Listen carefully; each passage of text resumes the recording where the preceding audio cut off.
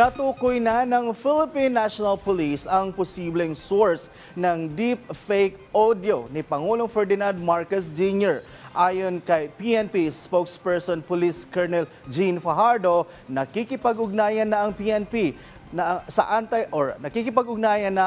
PNP Anti-Cybercrime Group sa Department of Information and Communication Technology para sa investigasyon ng deepfake audio ng Pangulo na malisyosong nilalapat o minamanipula at in-edit gamit ang Artificial Intelligence o AI. Sinabi rin ni Fajardo na tututukan ng PNP ang technical na aspeto ng investigasyon kung saan aalamin nila ang posibleng lokasyon o pinagmulan ng deepfake audio. Inutusan na rin ng Department of Justice ang National Bureau of Investigation na panagutin ang mga taong nasa likod ng deepfake audio at sampahan ang mga ito ng mga karampatang kaso. Nagbabala rin ang Presidential Communication Office laban sa pagkalat ng mga malisyosong mga material.